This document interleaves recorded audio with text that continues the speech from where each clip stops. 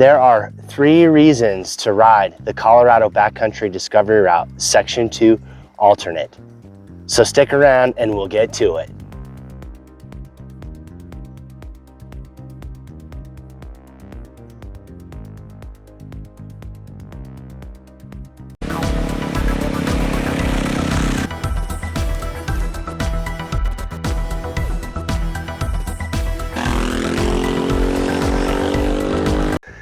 Hey, how's it going? Welcome to my channel.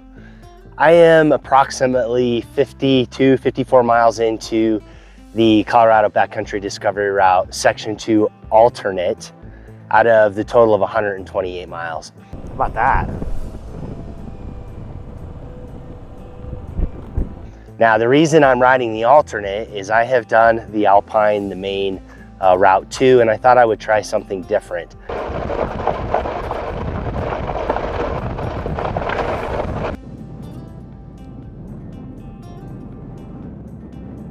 And it's also quite stormy out here, and I know riding those alpine loops with bad weather can be a bit challenging. This isn't looking so good this direction. That's a lot of rain. So it got me thinking while I was riding this section, the alternate loop, that there are really 3 reasons why you may end up needing to ride this alternate or want to ride this alternate loop.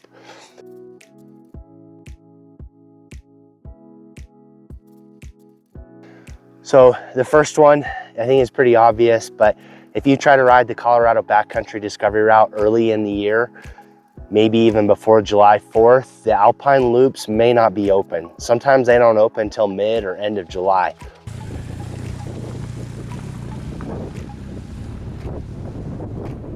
So if that happens, then you're gonna end up riding this alternate loop, which I have to say, it's pretty spectacular. This part of the alternate route might not be technical, but man, is the scenery great. Which gets me to reason 2 why you may end up riding this loop or even want to. If you've already ridden the primary loop, the primary route, this is a great alternative.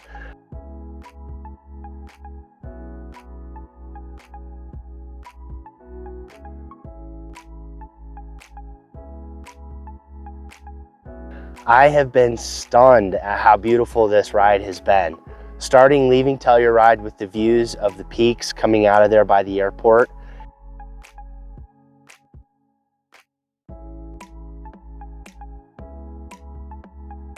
And then riding Last Dollar Road, which is a bit of a Jeep trail.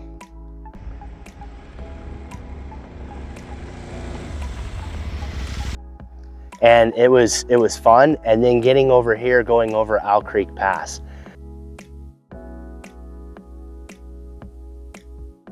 I did not expect all the geological features like the one behind me.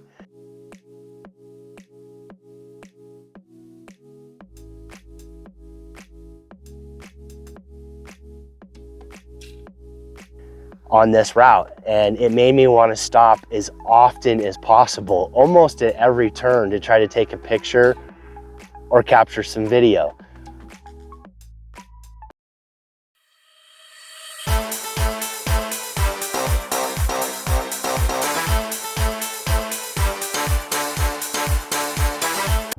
It has been spectacular. I am so glad I did this, and it has been a terrific ride.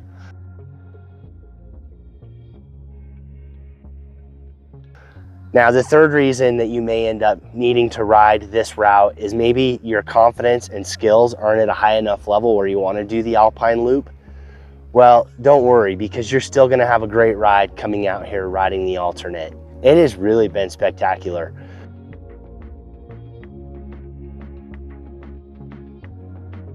I have extremely enjoyed it.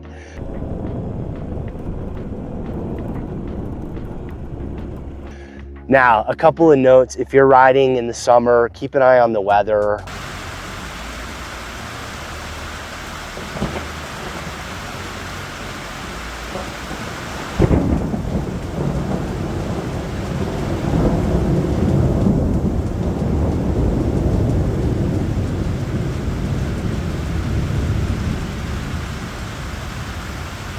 Unfortunately, This weekend, the time that I have to get out here, it is afternoon thunderstorms almost every single day, which means around 3 to 4 o'clock every day, thunderstorms are gonna build. They're gonna rain for 2 to 3 hours and then it's gonna clear out.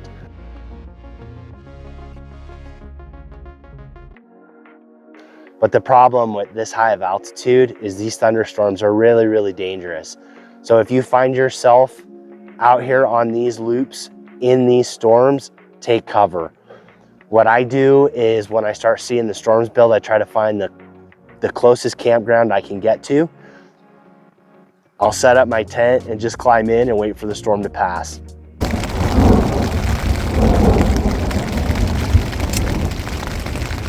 Yeah, so had no choice but to stop, throw up the tent. And yesterday I got caught in a doozy. It was major lightning. The thunder not only was just shaking me, but it was shaking the ground. It was pretty amazing, and in some sense, if I was out on the bike, it would have been pretty scary. So just keep that in mind if you're gonna ride out here. Pay attention to the weather.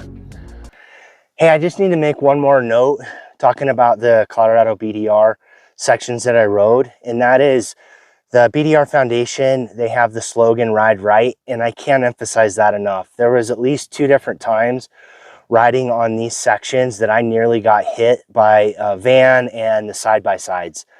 They were cutting the corners on the dirt roads, and if I wasn't riding right, I would have been hit.